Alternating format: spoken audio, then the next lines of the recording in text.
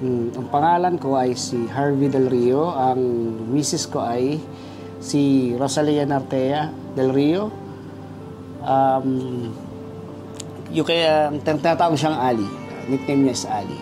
Yung kinasal kami ng last week, it's April 15, 2023 sa church wedding kami. Yung church wedding namin. Yung planning, actually last year pa, but yung execution talaga ng pagpaplano is almost 1 month only. Mga bisita ko yung mga kasama ko sa trabaho, yung mga kasama ko sa AAB World, yung mga kasama ko sa LCC Church, at saka close friends. In terms of gastos, wala, mo 100 KD kasi almost lahat ng mga kasama namin sa church is nag-ambag. Ambag ng pagkain, ng oras, ng pagde-decorate. Kumbaga, yung more or less ng ginastos namin is 100 KD sa personal. Kasi may mga sumagot ng damit namin, may sumagot ng damit ng mga abay, kanya-kanya silang sagot. So, it's hindi masyadong mabigat. Kasi yun yung sagot ng Panginoon sa akin na pinag-pray ko talaga na matuloy. Hindi ko lang alam kung paano kasi nga alam ko malaking gastos. Pero sa tulong ng Panginoon is na-fulfill siya, na-answer siya.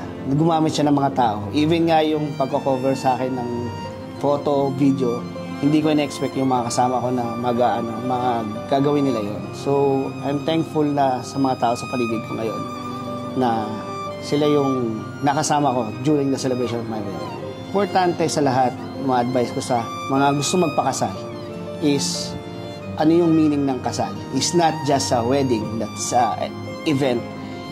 It's the marriage. Yung wedding is only one day, celebration is only one day, but marriage, you will talk about marriage for the long time.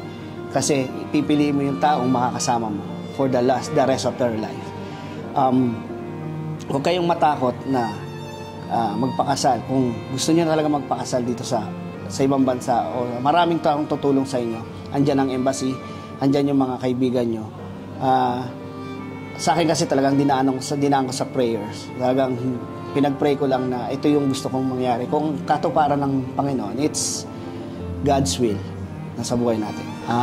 Ang message ko sa akin kapartner, salamat sa 20 years nating pagsasama na on and off, gaaway bate, nagkatampuhan, pero in the end of the day, tayo pa rin yung magkasama, tayo pa rin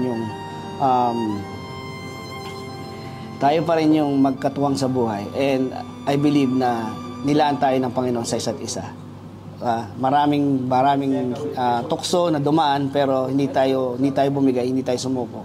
So, I'm thankful na ikaw yung binigay sa akin ng Panginoon. Maraming salamat. Sa friends and visitors, maraming salamat sa ginawa niyong effort sa co-workers ko sa AAB, sa pagko-cover, sa pagpo-photo.